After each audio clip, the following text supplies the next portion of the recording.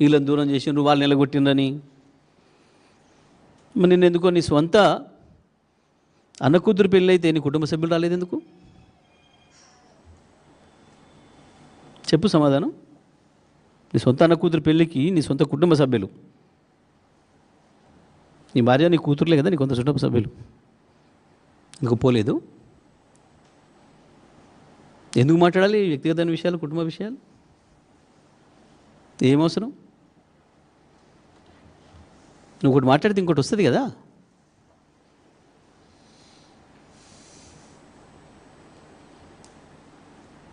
ఇంకా గోపీనాథ్ కుటుంబ వ్యక్తిగత విషయాలకు మాకేం సంబంధం ఉంటుంది పార్టీకి? మనకే ఎవరికి తెలియదు, ప్రపంచానికి తెలియదు ముచ్చట. ఎన్ని ఎలా సరే వాళ్ళు ఏదో అనుకుంటున్నారు. పార్టీల విషయాలు కావు కదా మీ కుటుంబ విషయాలు. ఎందుకు అంత దిగజారుడు ఆలోచన, నువ్వు దిగజారుడు మాటలు? గివి ఓట్లు వేయిస్తాయా జూబ్లీ హిల్స్లో?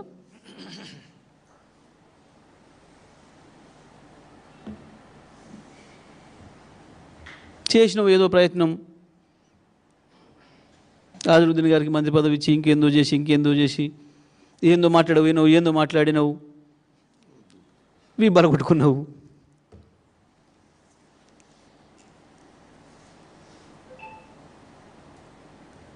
ఒకటంటే ఒక పనికి వచ్చే ముచ్చట ఏదన్నా ఒక మీడియా ప్రెస్ అంటే ఎదురు చూస్తుంటారు జనం. పాపం అక్కడ హాజరైన ఆ రిపోర్టర్ మిత్రులు, కెమెరామెన్ మిత్రులైనా చూస్తుంటారు ఏదైనా ఒకటి మంచి మాట చెప్తాడేమో అని. ఏదైనా వినసొంపుకు ఉండేది, 2 రోజులు మాట్లాడుకునేది ఏమన్నా దొరుకుతుందేమో అని చూస్తారు.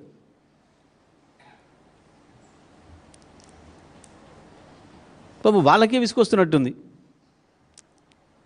నేను ఎదురుగా కూర్చునే రిపోర్టర్ మిత్రులకి, కెమెరామెన్లకి మమ్మల్ని కూర్చోబెట్టినాడ మేమన్నా చెప్తుంగా అయినకంటే మంచి సమాధానం అనుకుంటారు చాలామంది ఆ సీట్లో. ఇంకేంది ఏమన్నా అంటే ఎవరు అడిగితాలను అయ్యో నువ్వే తీసుకో. ఉద్యోగస్తులు అడిగితే రండి మీరే వచ్చి కూర్చొని చేసుకోండి, మీకే ఇస్తా ఆర్థిక. ఏది నిన్న ఆర్ కృష్ణ గారు మందకృష్ణకు మీకే ఇస్తే వచ్చి అప్పచెప్తే చేసుకోండి. మరి దీపో ముఖ్యమంత్రిని చేయి వాళ్ళని ఎవరిని. ఇక నువ్వు ఇచ్చుడేంది మళ్ళా మునగానివి? అది చేయలేంచి జరుగు. మరి ఎవరికి ఇస్తావు? ఆర్ కృష్ణ గారికి ఇస్తావా, మందకృష్ణ గారికి ఇస్తావా? ఈ నడపమని చెప్పు. ఒక 18,000 ఎందుకు ఇస్తావు? మొత్తం ఇస్తే వాళ్ళు ఏం సరి చేస్తారో. ఎందుకు ఇంత పనికిమాల మాటలు? ఏమంటారు వీటిని? రణచేష్టలు అనపోతే ఏమంటారు? నువ్వు బాధ్యత తీసుకొని నేను పొడుస్తా, పీక్తా, చేస్తా అని మాటలు ఇచ్చి ప్రజలకి నమ్మించి ఓట్లు వేయించుకొని ఆడ కూర్చొని ఇప్పుడు ఎవరు అడిగితే వాళ్ళ మీద ఎదురుదాడి చేసి నువ్వే చేద్దురా, నువ్వు లేకపోతే చేయరాదా ఇంకెవరికి? ఇంకెవరికి ఇచ్చినా నీకంటే మంచిగానే చేస్తారు. ఇంకెవరికి ఇచ్చినా నీకంటే మంచిగానే చేస్తారు. ఈ రకంగా కేసీఆర్ ఇంత అభివృద్ధి చేసుకొచ్చిన దాన్ని నువ్వు నాశనం చేస్తున్న విధానం చూసిన తర్వాత కనీసం వచ్చిన వాళ్ళు గొప్ప చేయలేకపోతే ఉన్నట్టునే ఉంచుతారు. సంవత్సరానికి 15,000 కోట్లు, ఇప్పటికి 30,000 కోట్ల ఆదాయం లోపలికి చేసినావు 2 ఏళ్ళు నీ చేతికిస్తే. నిర్మాణ రంగాన్ని ఖతం చేసినావు. దాని ప్రభావంతో ఇవాళ దాదాపు 30-35 లక్షల మంది పనులు దొరకక ఇబ్బంది పడుతున్నారు రాష్ట్రంలో నిర్మాణ రంగంలో. దాని మీద ఆధారపడ్డ వ్యాపారాలు మొత్తం నాశనపోయి ఉన్నాయి. దాంతో వాళ్ళ జనం చేతిలో 10 రూపాయలు దొరికే పరిస్థితి లేకుండా అయింది. ఎటు చూసినా రియల్ ఎస్టేట్ మీద బతికే వందలాది, వేలాది మంది, లక్షలాది మంది కుటుంబాలు నాశనమైనాయి నువ్వు చేయబట్టి. ఏమనంటే నువ్వు చేద్దురా, ఈ నిజంగానే దమ్ముంటే ఈ పక్క జరుగు. నీకు పదవి మీద ప్రేమ లేకపోతే పక్క జరిగి వాళ్ళకే ఇవ్వు. లేదు వాళ్ళ దాంట్లో లేకపోతే నీ దాంట్లో రెడీగా ఉన్నారు. నిర్మూలన దాకా బట్టి ఉత్తమే అనుకున్నారు. ఈ మధ్యన మహేష్ కుమార్ గౌడ్ కూడా బాగా ఆశలు పెంచుకుంటున్నట్టు కుర్చీ మీద రెడీ ఉన్నట్టుండు, ఆయన కూడా తయారవుతున్నట్టుండు. ఇవ్వు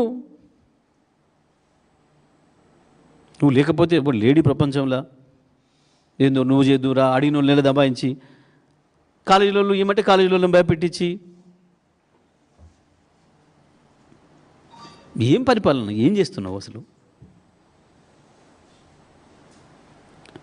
సాఫ్గా అర్థమైంది ఈ రాష్ట్ర ప్రజలకి పరిపాలన అనేది నీతో కాదు, నువ్వు దానికి పనికిరావు.